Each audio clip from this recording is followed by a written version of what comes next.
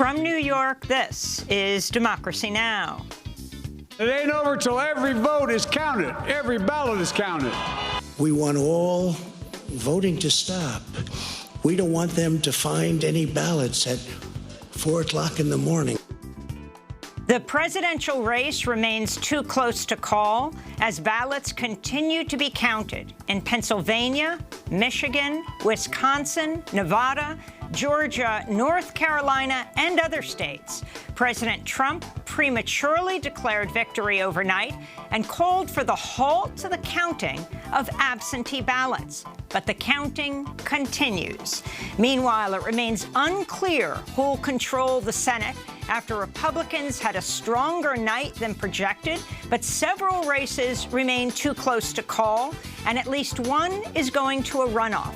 We'll speak with Ben Jealous, head of People for the American Way, former Bernie Sanders spokesperson Brianna Joy Gray, the nation's John Nichols in Wisconsin, and immigrants' rights activist Erica Andiola in Arizona. All that and more coming up. Welcome to Democracy Now!, democracynow.org, the Quarantine Report. I'm Amy Goodman. The presidential race between Donald Trump and Joe Biden remains too close to call, with ballots still being counted in the undecided races of Michigan, Wisconsin, Pennsylvania, Georgia, Nevada, and North Carolina. Early this morning, Biden spoke in Wilmington, Delaware, and called for patience as votes are being counted. I'm here to tell you tonight, we believe we're on track to win this election.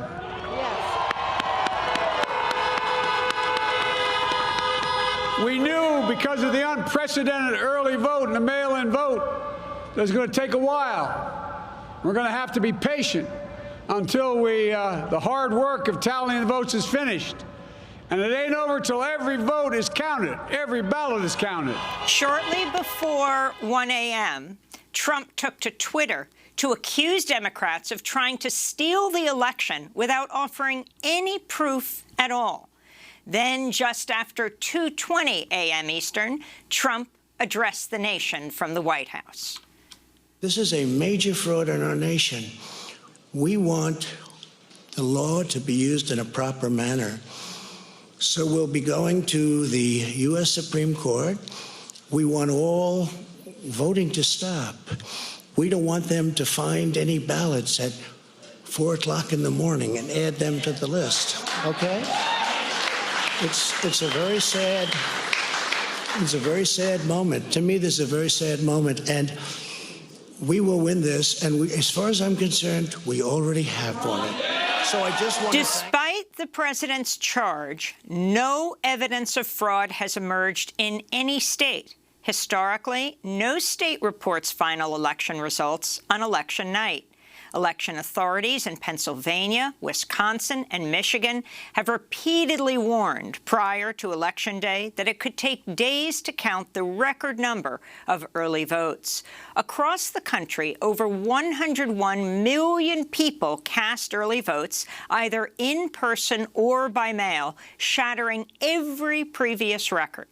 At the time of this broadcast, Biden is leading in Wisconsin by just over 20,000 votes, with an estimated 97% of votes reported. Biden also maintains a slim lead of about 8,000 votes in Nevada. Nevada's election division announced no more results will be given until 11 a.m. Eastern on Thursday. Trump's leading in Pennsylvania by more than 600,000 votes, but the race remains too close to call. Election officials in Philadelphia are expected to report results from early voting at 9 a.m. In Michigan, Trump is leading narrowly by about 26,000 votes, but the heavily Democratic city of Detroit is expected to take until Wednesday night to complete its count of absentee ballots, and there are many other counties that have many ballots to be counted in Michigan. Trump is also leading in Georgia and North Carolina. The Associated Press and Fox have projected Joe Biden to be the winner in Arizona, but other networks say the race is still too close to call. In the popular vote, Biden has a commanding lead of over 2.2 million votes, and the figure is expected to keep growing as more ballots are counted. It's possible Biden could become the third Democrat in the past 20 years to win the popular vote but lose the Electoral College. Control of the Senate is still up for grabs, as several key races remain too close to call. But it looks increasingly likely that the Democrats will fall short of their goal of taking control of the Senate. Democrats picked up 2 seats on Tuesday night, one in Colorado, where former Governor John Hickenlooper defeated Republican Senator Cory Gardner, and one in Arizona, where Democrat Mark Kelly has unseated Republican Senator Martha McSally. In Alabama, Trump-backed Republican Tommy Tuberville, the former head coach of the Auburn football team, has defeated incumbent Democratic Senator Doug Jones. Georgia voters cast ballots in 2 Senate races. Democrat Reverend Raphael Warnock will head to a runoff special election in January against Republican Senator Kelly Loeffler. In Georgia's other Senate race, incumbent Republican David Perdue is leading Democratic challenger Jon Ossoff. Several Senate races remain too close to call. In Maine, Republican Senator Susan Collins is leading in her bid for re-election. It's Maine's first election since the state instituted ranked choice voting. In North Carolina, Republican Tom Tillis is leading over Democratic challenger Cal Cunningham. Republicans won many of the most high-profile races. In Kentucky, Senate Majority Leader Mitch McConnell easily defeated Democratic challenger Amy McGrath. In Iowa, Republican Senator Joni Ernst has survived a strong challenge by Teresa Greenfield. Mississippi's Republican Senator Cindy Hyde-Smith has defeated Democrat Mike Espy, who served as the first African-American U.S. Agriculture Secretary under Bill Clinton. And in South Carolina, Republican Senator Lindsey Graham defeated Democrat Jamie Harrison in the most expensive Senate race in U.S. history. Graham spoke after winning re-election. All the pollsters out there, you have no idea what you're doing. And to all the liberals in California and New York, you wasted a lot of money. This is the worst return on investment in the history of American politics. House Speaker Nancy Pelosi is poised to retain her Speaker's gavel, with Democrats set to hold a majority of the House's 435 seats. But election night returns suggest House Democrats may have actually lost ground to Republicans, who flipped Democratic-held districts in Florida, New Mexico, Oklahoma, and South Carolina. In a closely watched race in Virginia's 5th District, African-American physician Cameron Webb has lost to Republican Bob Good, a born-again Christian seeking to overturn gun control laws and outlaw all forms of abortion. Meanwhile, all 4 progressive freshman congresswomen of color, known as the Squad, have been reelected 2 years after taking Capitol Hill by storm. They include the first 2 Muslim women elected to Congress, Ilhan Omar of Minnesota, Rashida Tlaib of Michigan. Also holding their seats, Ayanna Pressley of Massachusetts and Alexandria Ocasio-Cortez of New York, co-sponsor of the Green New Deal. In New York's 16th congressional district, Jamal Bowman has defeated Republican challenger Patrick McManus. Bowman's a former Bronx middle school principal who recently joined protests demanding an end to racism and police brutality. In June's Democratic primary, Bowman defeated Congressmember Eliot Engel, the Foreign Affairs Committee chair, who served in Congress for more than 30 years. Congressmember-elect Bowman spoke to Democracy Now! On election night. I'm going to Washington to fight for housing as a human right, healthcare as a human right, fully funding our public schools, a federal jobs guarantee, raising the federal minimum wage, a Green New Deal, and humane criminal justice and immigration reform.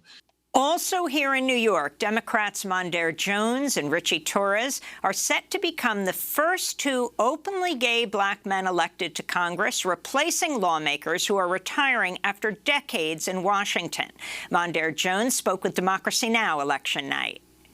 I'm so thrilled to be running on a platform of Medicare for All, for example. the only healthcare proposal that would literally ensure everyone in the richest nation of the world has healthcare in the midst of a global pandemic, where people have been losing their health insurance as they have lost their jobs. In Missouri's 1st congressional district, which includes St. Louis and Ferguson, Democrat Cori Bush has defeated Republican Anthony Rogers. Cori Bush won a stunning primary upset in August over 10-term incumbent Congressmember William Lacey Clay, whose family has represented the St. Louis area congressional district for more than half a century. Cori Bush is a single mother and a nurse. She was formerly homeless and was a leader in the 2014 Ferguson uprising over the police killing of 18-year-old Michael Brown.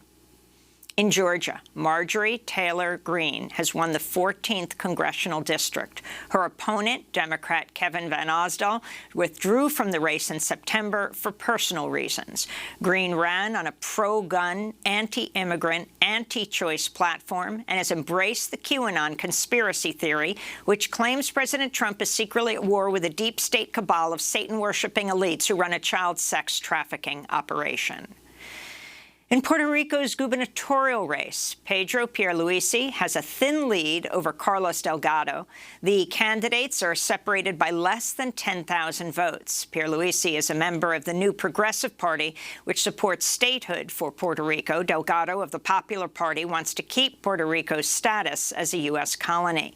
Pierluisi briefly served as governor in 2019 after Governor Ricardo Rosselló was forced to resign amidst mass protests. Puerto Ricans also took to the polls to decide on a referendum that would determine if the island could be granted statehood.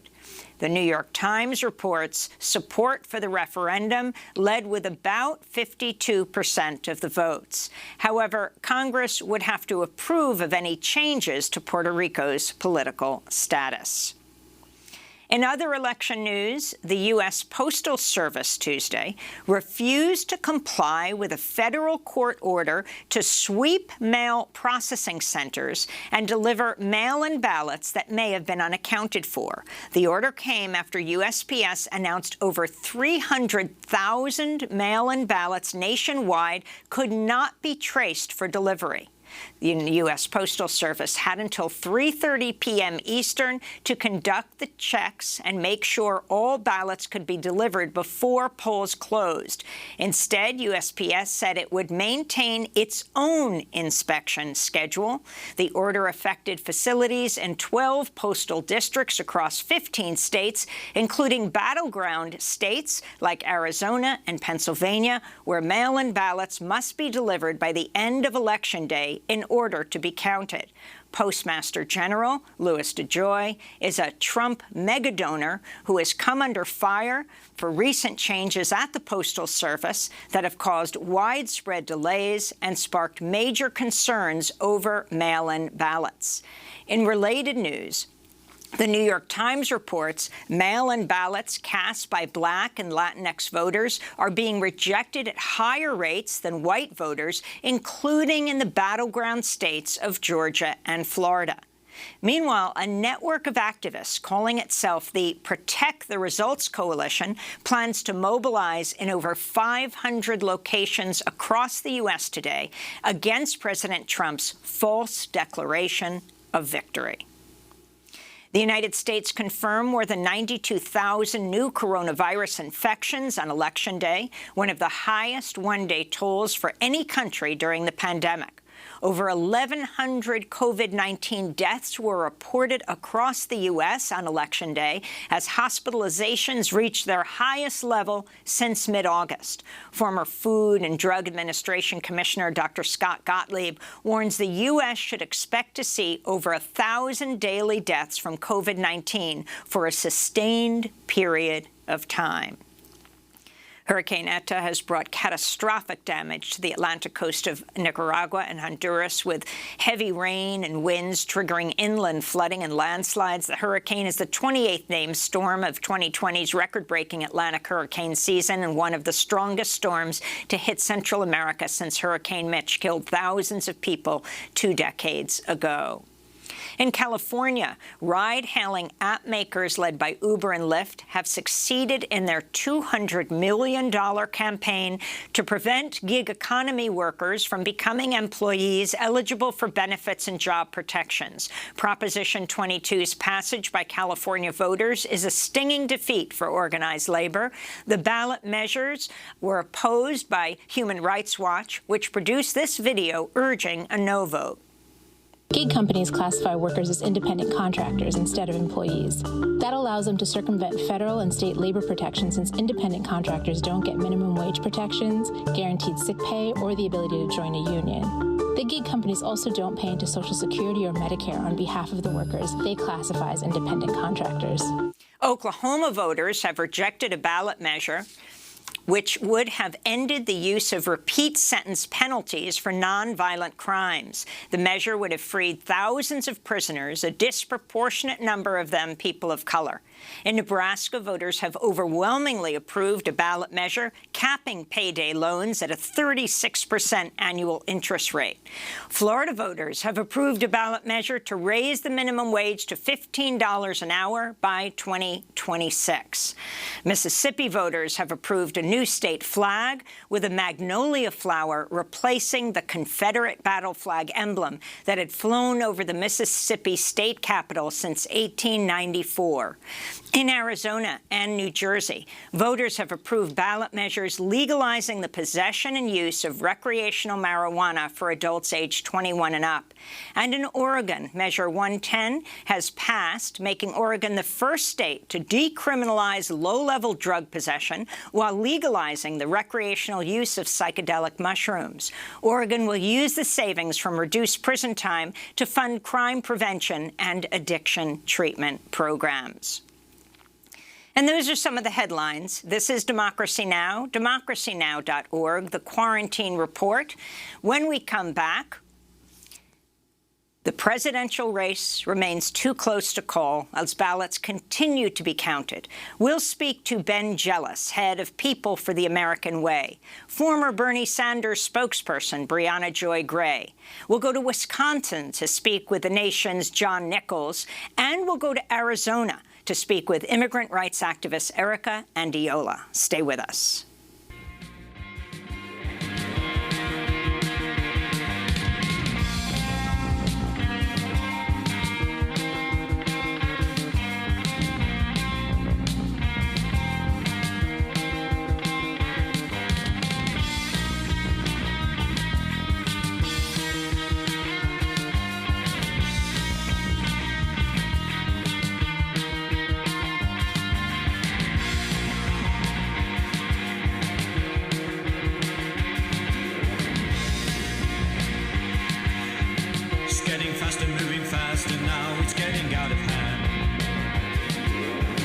On the 10th floor down the back stairs into no man's land. Lights are flashing, cars are crashing, getting frequent now. I've got the spirit, lose the feeling, let it out somehow.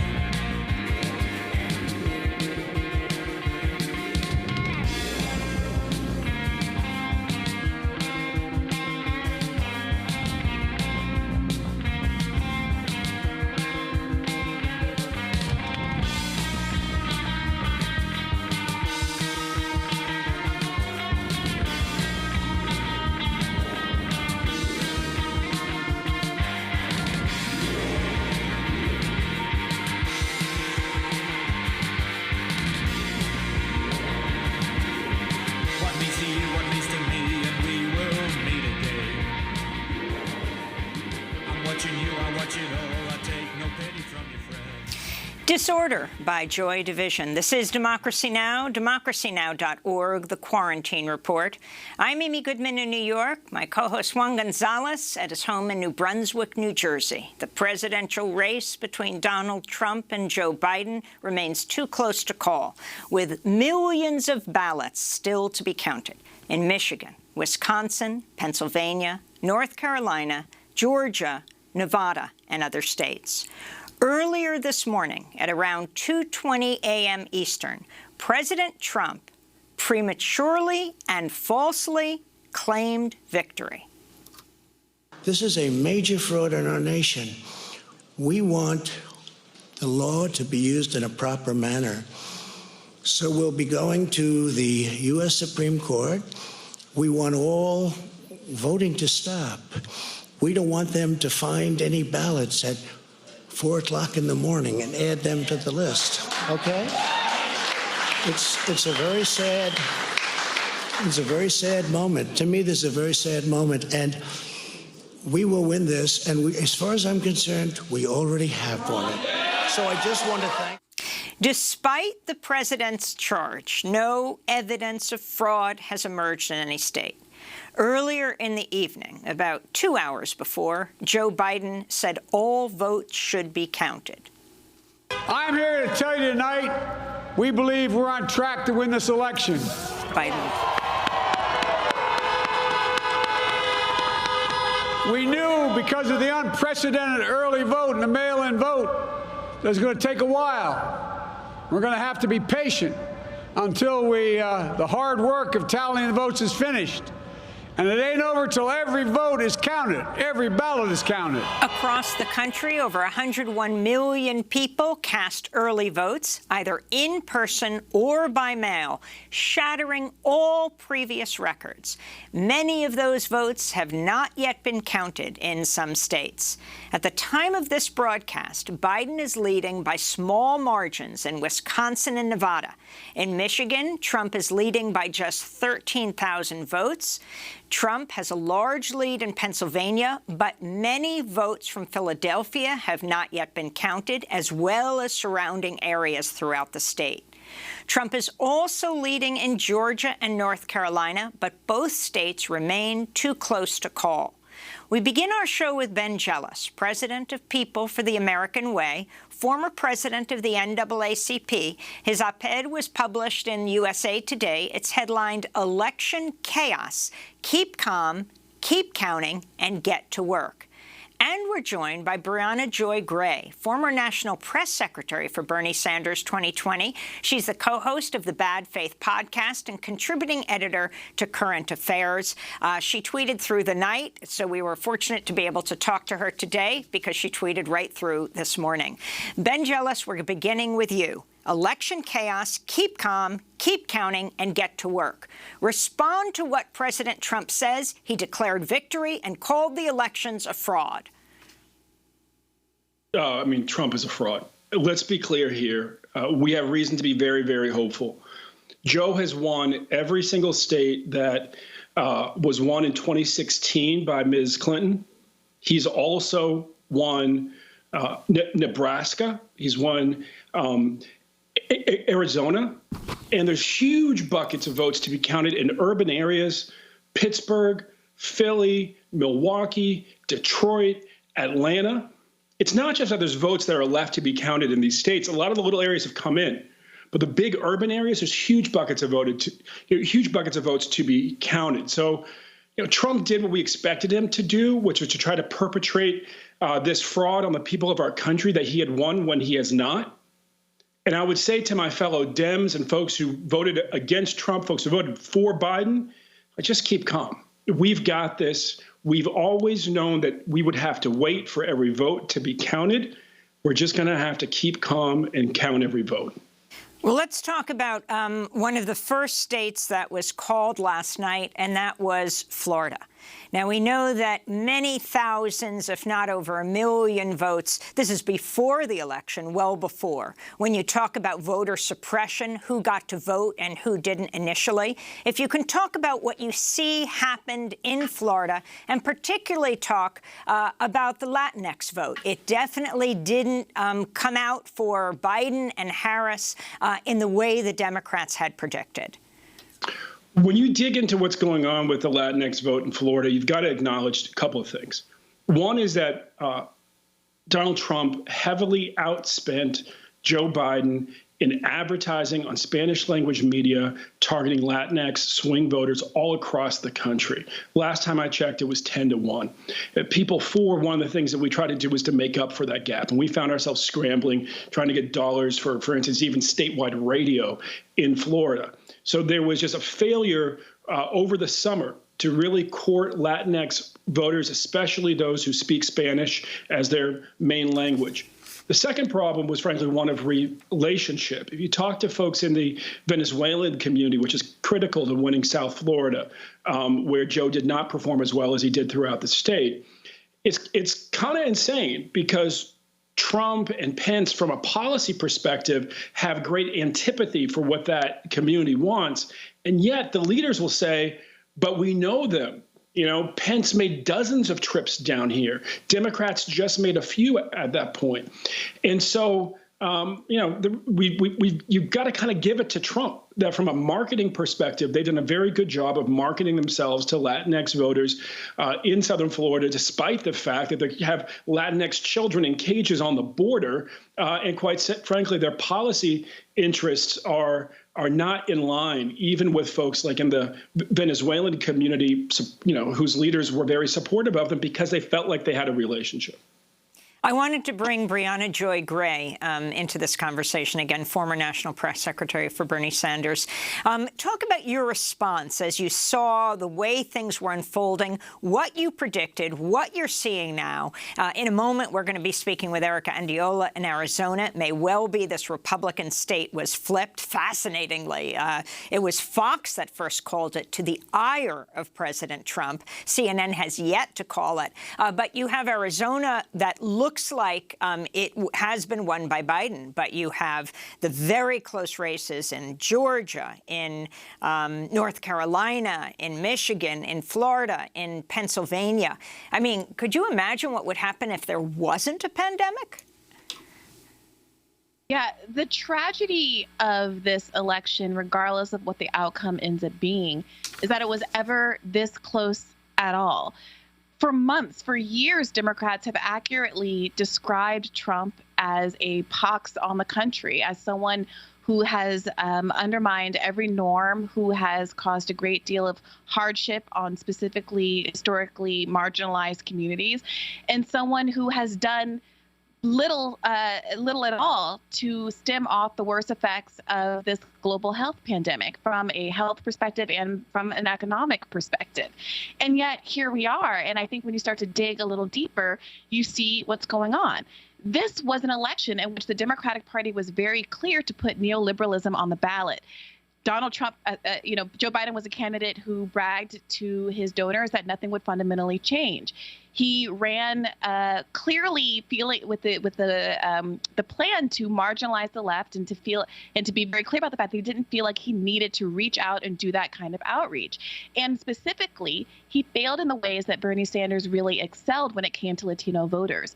And what you saw in Florida is not just that they were outspent, but that Donald Trump was up on the airwaves with Spanish language ads a full month before Joe Biden got into the state.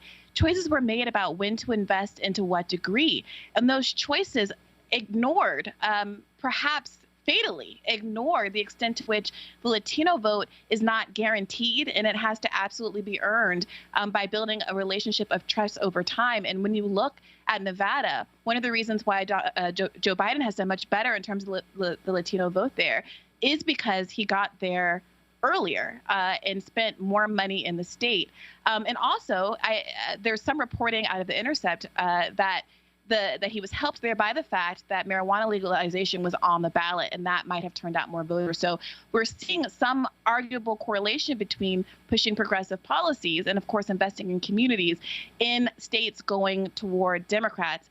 And I think that we need to really think critically about how successful this nothing will fundamentally change message ultimately will be for the Democratic Party in the long run. Ben Jealous, your response. Well, I think all of that was spot on. Our party has to, frankly, learn from the Trump campaign as far as we have to market to every single voter. The way that they went after, young black men, just trying to pull off 3-4%. We should have gone after with the intention of getting 95%. The way that they went after the Latinx community trying to get to 40%, we should have gone after trying to get to 80%. We've got to stop taking this kind of machine boss approach where you're just asking, are you winning a particular community? And you've got to start seeing, the people of this country as individuals, and you have to fight for every single one of their votes. And so I do believe that we're going to win. It should not be this close. Right now, we just got to keep calm, count every vote, push hard, and we have to push against the disinformation that is coming straight out of the White House in the mouth of the President of the United States, who took to the television at 2 a.m. to lie to the American people. And Brianna, your response to what Trump said, I mean, secretaries of state, both Republican and Democrat, have repeatedly warned, they're the ones in charge of state elections, have repeatedly warned that they have to be able to have time to vote, to count that vote. And yet President Trump, while he wants every vote counted in Arizona, right, because right now Biden is ahead. Fox called it. CNN didn't call it. Mark Kelly, the Democrat, has beaten the sitting senator, Martha McSally, in a special election. She had... that's in Arizona. He wants every vote counted there.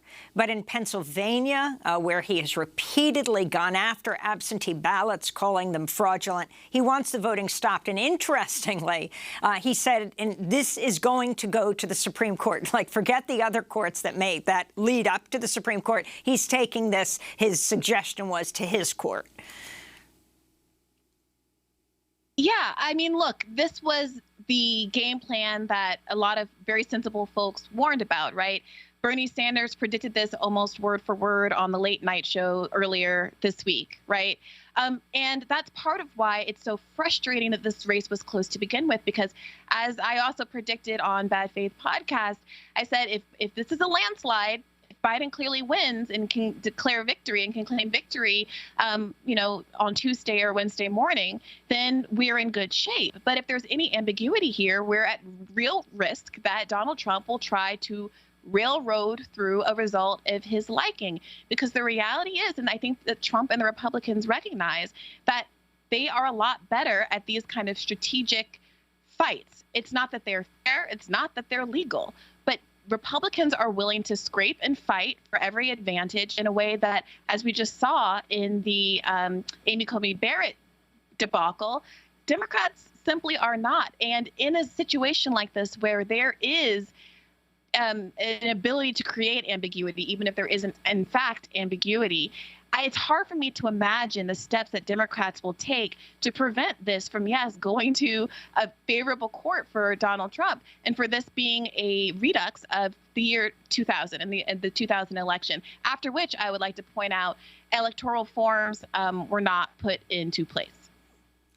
So let's talk, Ben Jealous, about the position of Biden. As you said, this race is way too early to call. And I want to talk about the kind of organizing that you have been doing.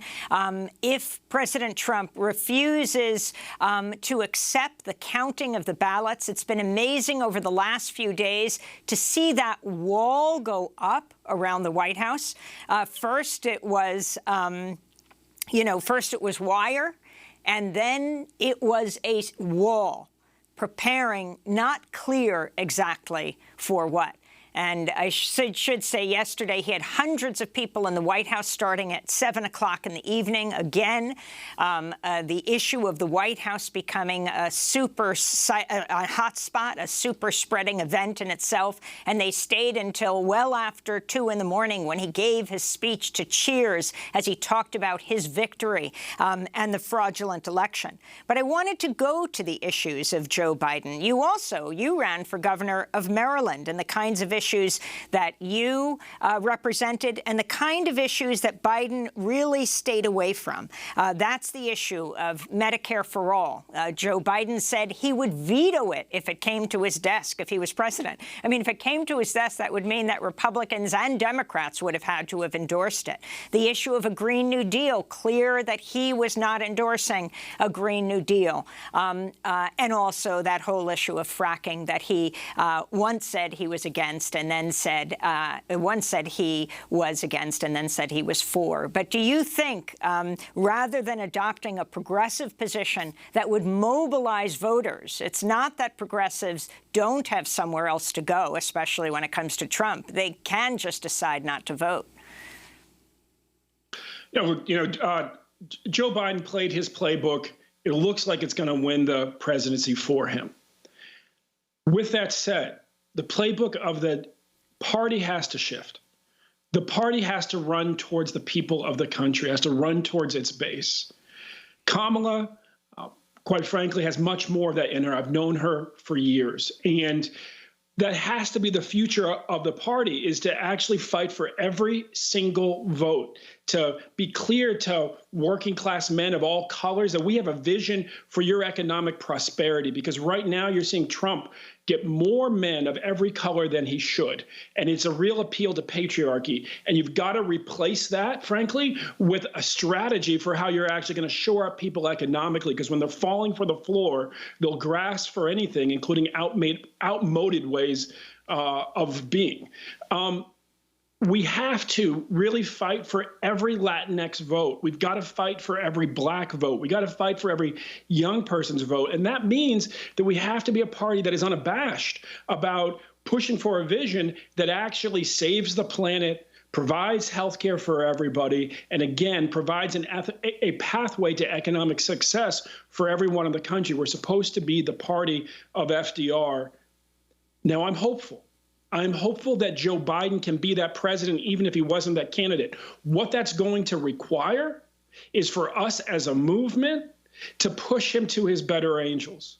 And so we're going to count every vote. We're going to be optimistic in this moment. Joe Biden will win, and then we will push him as hard, as FDR said himself. I agree with what you say, go make me do it. We're going to have to go make Joe do a bunch of things that our children, born and yet unborn, need us to do in order to secure a better future for this country and our planet. I want to bring in another guest, and I also want to say Juan Gonzalez was co-hosting today, but because we are living in these pandemic times, we are socially distanced, and he's having a problem with his computer. Okay. But I wanted to bring in John Nichols, who is currently in Madison, Wisconsin. The presidential race between Donald Trump and Joe Biden remains too close to call, as we've said throughout this show, where we are broadcasting this in the morning of the day after the election. Ballots still being counted in Michigan, in Wisconsin, in Pennsylvania, North Carolina, Georgia, and Nevada, and other states. Biden is leading in Wisconsin by just over 20,000 votes as we broadcast, with an estimated 97% of votes reported. In Michigan, Trump's leading narrowly by 24,000 votes, but the heavily Democratic city of Detroit is expected to take until, well, sometime tonight, possibly, to complete its count of absentee ballots. And then you've got Grand Rapids and other places. Their ballots have not fully been counted. But we're going now to Wisconsin, where we're joined by John Nichols. He's the Nation magazine's national affairs correspondent and host of the podcast Next Left. His most recent book, The Fight for the Soul of the Democratic Party. John, talk about what's happening in Wisconsin right now. Before we were speaking, the margin was much tighter. It's increased a bit to 20,000 with Joe Biden ahead. But talk about what's been counted, what hasn't, and what your assessment is of what's happening in Wisconsin. Well, thanks for having me on, Amy. And what a night it has been. I can tell you that as I look around Wisconsin, and I just got off the phone with some key players around the state and party folks and local officials who all were up through the night, it does look, and again, we'll see what scattering may be out there, it looks like Joe Biden has a sufficient lead to win Wisconsin. I know that 21,000 votes seems like a very small margin, but you should understand that it is almost twice what John Kerry won the state by in 2004, and almost 4 times what Al Gore won the state by in 2000. And so the fact of the matter is, Wisconsin is a close battleground state. And when I look around the state right now, it appears that the key places have reported. And what happened tonight was that early on, Trump had a quite substantial lead. And in many ways, the reporting on that went to the heart of the problem with how media covers election night. because it was reporting from more rural areas and from more suburban areas. It takes longer to count a lot of votes in a big city. And so Milwaukee took till around 4 a.m. When Milwaukee came in, John, we're losing you a little bit. Your Skype is going in and out. So if you could repeat what you just said about Milwaukee. Sure, I apologize. We may just have to go to came audio in, for you, but go. We're gonna go to break. We're gonna try to fix this, even if we just get you on audio, because this is absolutely critical. What's happening in Wisconsin? John Nichols, the nation's national affairs correspondent, host of the podcast Next Left. We're also talking to Ben Jealous, who's now head of People for the American Way and has a USA Today op-ed and editorial. Election chaos, keep calm, keep counting, and get to work, as well as Brianna Joy Gray, former national press secretary for Bernie Sanders 2020. Stay with us.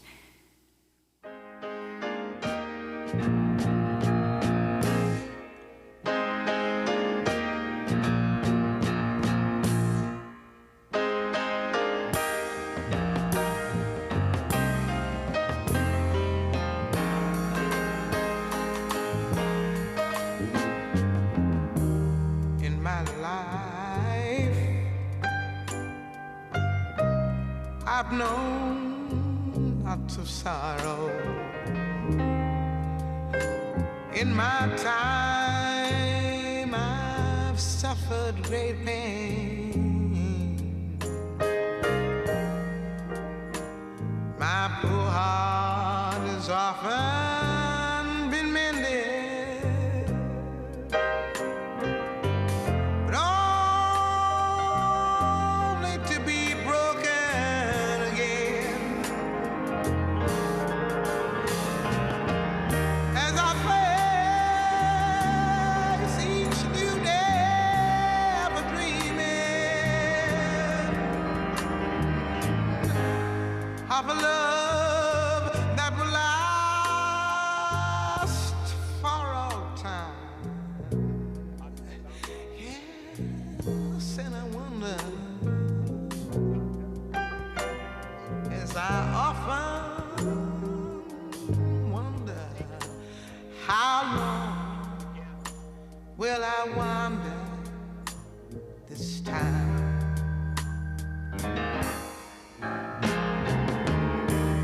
As I pause to recall the few good times, my memory grows hazy and dim. That's Nina Simone, How Long Must I Wonder? This is Democracy Now!, democracynow.org, The Quarantine Report. I'm Amy Goodman. As we talk about this day after Election Day, the day that so many around the country have warned, especially secretaries of state, we will not necessarily know who won the race for president. Not to mention many senatorial races, congressional races, that the ballots must be counted. The ballots that were cast on Election Day and the ones that were cast early. I mean, there was a record-shattering number, 101, more than 101 million people cast votes early in this 2020 election, either an absentee ballot or early in-person voting. And all those votes must count. Many races are still in contention. Some have been called. Our guests are Ben Jealous, president of People for the American Way, former head of the NAACP, and formerly ran for governor of Maryland. We're also joined by Brianna Joy Gray, former national press secretary for Bernie Sanders 2020. John Nichols is the nation's national affairs correspondent and host of the podcast Next Left. His most recent book is The Fight for the Soul of the Democratic Party. Brianna Joy Gray, if you can talk about, I asked Ben about this earlier, but about the kind of organizing that's going on right now, with you have President Trump announcing he's won and that these elections are fraudulent if the states do not announce for him. He wants every vote counted in Arizona, where Fox and other news outlets, including AP, have called it for Joe Biden. But in Pennsylvania, he wants these absentee ballots, the voting count, to stop. Talk about the organizing before the election to get people to vote, and what's happening now, and what you want, how you want to see the Democratic Party respond. I'm glad you asked that question, because I think the real story here is the extent to which certain really key demographics who truly comprise the Democratic Party base were completely either ignored or undervalued, or those votes were assumed and not actually earned, right? So there was a lot of talk about the importance of Black and Latino voters during the primary that very quickly dissipated in the general when it became assumed that because Donald Trump is a racist who has backed a number of policies that disproportionately heap harm on those groups, that those votes would automatically come over to Joe Biden. But as you pointed out earlier, people can and do stay home. So in fact, exit polls show that Donald Trump did better with every demographic group except for white men. He's down 5 with white men, up 2 with white women, up 4 with both Black men and Black women, and up 3 with both Latino men and Latinas. And that's something that people are going to have to deal with. Now, my former colleague, Kayla Lacey at The Intercept, came out with a video earlier this week in which she interviewed and profiled voters in Philadelphia, and these were predominantly Black voters. Several of the men that were spoken to said, no, I'm not going to vote for Joe Biden because it was his policies from the 1990s that resulted in so many of my friends and families wasting their lives in jail, and they can't get that time back.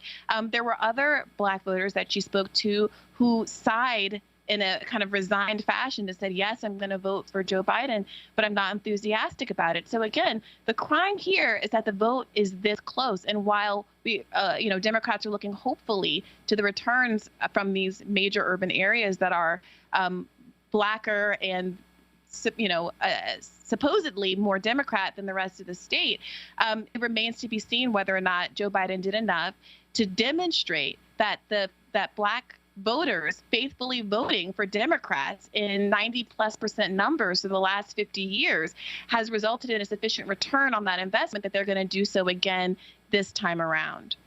I want to go to John Nichols in Madison, Wisconsin. John, I think we'll be able to hear you better on the telephone. So if you can explain what's happening in Milwaukee, what's happening in Green Bay, where President Trump spent a lot of time, and the votes at this point about 20,000 apart. It's a very close race, but Joe Biden does seem to be ahead.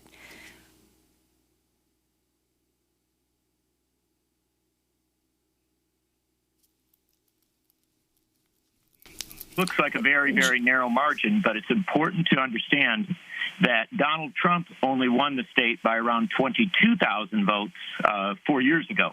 And of the last 6 elections in Wisconsin, 4 of them have been decided or look to have been decided by under 25,000 votes. So this is what happens in Wisconsin. And the fact of the matter is a lot of our media covered Wisconsin last night terribly because they were looking at those early results and really underestimating what was still out and where it was still out. You have to wait for the ballots to be counted. When the ballots were counted in Milwaukee, and that count finished around 4 a.m., they brought in a better part of 150,000 additional votes for Joe Biden. That closed the gap dramatically, and then that actually put Biden a little bit ahead. When Green Bay came in closer to 5 a.m., that put Biden up by roughly 11,000 votes, and amazingly enough, Kenosha, the city of Kenosha, where Donald Trump did his last campaign stop on the eve of the election, clearly intending to exploit the story of what had happened in Kenosha in August with the shooting 7 times in the back by a police officer of Jacob Blake, and then a few days later, the shooting of 2 protesters by an armed white vigilante on the streets. Trump was trying to exploit that. But in the end, Kenosha produced another almost 10,000 votes for Joe Biden. What we're looking at right now is a circumstance where Biden has a lead. The vote appears to be overwhelmingly in. It doesn't look like there's anything substantial out. And Wisconsin has never had a recount where you overturned 20,000 votes. That's never happened. And so when I spoke this morning to the chairman of the Democratic Party in Wisconsin, Ben Wickler, he was feeling actually very confident. And if I can add one final thing here, coming off what my friends have just said moments ago, this gets to the heart of the matter. At about 4 o'clock yesterday afternoon, folks and activists got the word that their Milwaukee vote was not sufficient, or it didn't look that the turnout was sufficient, and a massive final push was put on in the last 4 hours using social media and everything they had. All this focus went on Milwaukee, and the truth of the matter is that they very possibly, activists and some Democratic Party folks, really put Biden over the top in literally the last hours. So I want to say that as we're broadcasting this, in Michigan, 64% of the vote has been counted in Wayne County, which it's the largest county in Michigan and includes Detroit. It's a very close race there, gone down from President Trump being hundreds of thousands of votes ahead to now thousands of votes ahead. He has 49.4% of the vote to Biden's 48.9%. Georgia, 8% of the vote remains to be counted overall in Michigan. 14% of the vote remains to be counted. In Pennsylvania, 25%, a quarter of the vote remains to be counted. Brianna, I wanted to ask you about media coverage of how serious of what they value and what they don't, especially in the corporate media, raising issues of concern like the Latinx population and the African-American population not responding as much to Biden's message. Yeah, well, the corporate media lied to Americans about what electability entailed. And principally, they did that in the primary by pretending as though the 13% of voters in South Carolina that participated in the primary were a good bellwether for how various groups of people of color across the country would vote, particularly in those states that are actually game changers in an election, unlike South Carolina. So the fact that Bernie Sanders was consistently winning 70% of the Latino vote was erased, and the Bernie bro mythology persisted from the beginning. In Iowa, it has a small non-white population, it's 10%, but Bernie Sanders dominated there because the campaign invested early and thought it was important to station campaign workers outside of meatpacking plants who spoke Amharic, who could communicate to the various communities that were living there. Despite all of the coverage and back and forth about the culinary workers and the so-called abuse that they were receiving from Bernie supporters, they broke with leadership, and those predominantly Latino workers supported Bernie Sanders overwhelmingly, and he won 70% of the vote in Nevada. And when that happened, you had media figures like Soledad O'Brien saying, well, I'll wait and see what happens when non-white states vote, right? When diverse states vote, completely erasing any voters of color that weren't Black. And now we're seeing what's happening. One other aspect of this was the narrative about Florida and how Bernie Sanders couldn't possibly win there because of the socialism smear and how that was going to affect more conservative Latino communities. Well, look what's happened. That smear was still applied and appears to have stuck to some degree to Joe Biden. But what you don't have is the positive ability to run on incredibly popular programs like Medicare for All and student debt cancellation and a more progressive immigration platform than Joe Biden had. And so it looks as though Joe Biden's strategy to get this, defector Republican did not work. There weren't enough of these moderate Republicans to go after. And who knows how many genuine progressives or working class people who simply needed material uplift that could have been delivered by these progressive policies. Who knows how many of them could have come over to our side. And one last point, if you look at the fact that Florida passed a $15 minimum wage raise, but didn't vote for Joe Biden. You see there the gap between the politician and the policy and what might have been able to be achieved if Joe Biden had, in fact, allowed himself to be pushed left in a way that he wasn't. Even in the midst of the biggest protest in American history, he didn't budge. So the work of activists is really made for them. I want to read a statement from Biden campaign manager Jen O'Malley Dillon, who said the president's statement tonight about trying to shut down the counting of duly cast ballots was outrageous, unprecedented, and incorrect. Having encouraged Republican efforts in multiple states to prevent the legal counting of these ballots before Election Day, now Donald Trump is saying these ballots can't be counted after Election Day either. That's a statement from Biden campaign manager Jen O'Malley Dillon. Ben Jealous, finally, where you see what's happening going today. Again, the headline of your op-ed in USA Today, election chaos, keep calm, keep counting, get to work. And you know what happened in 2000. You know when the recounting was happening in the Bush v. Gore presidential race in Florida. A group of Republican operatives posing as grassroots activists, but many of them coming from Washington, stormed the area where the recount was happening and stopped it. And that ultimately threw it into the Supreme Court, which made the decision. And we know that certainly Donald Trump knows that route and said very ominously last night, I will take this to the Supreme Court. Not saying he was going to take it up to the Supreme Court, but right to the Supreme Court. Yeah, look, what we're in the midst of right now is an epic battle between money and people.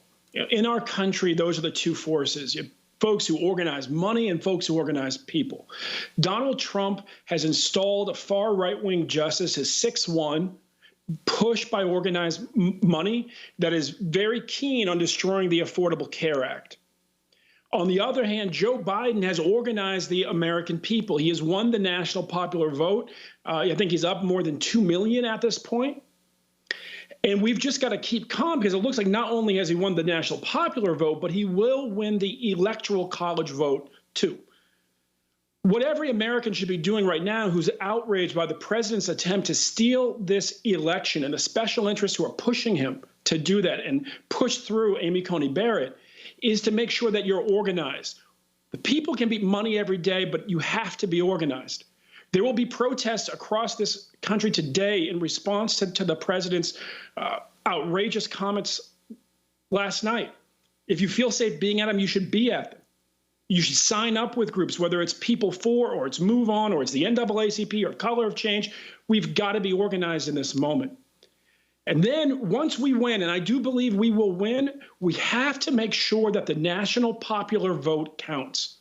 We have to end this crazy sort of gerrymandering of presidential politics where entire demographics are treated like they don't count. Entire states are treated like they don't count. And the American people, frankly, eyes glaze over when they see, and their faith starts to wane when they see the popular vote not matter presidential after presidential after presidential after presidential. So I would just say kind of 1, 2, 3.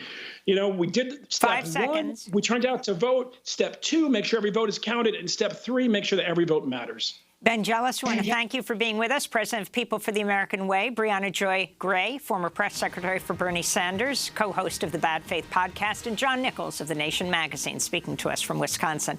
That does it for our show. An enormous thank you to our entire team, produced by Renee Feltz, Mike Burke, Dina Guzder, Libby Rainey, Nermeen Sheikh, Maria Tarasena, Carla Wills, Tammy Warrenoff, Trina Nadura, Sam Alcoff. Special thanks to Julie Crosby, Becca Staley, Paul Powell. I'm Amy Goodman. Thanks so much for joining us.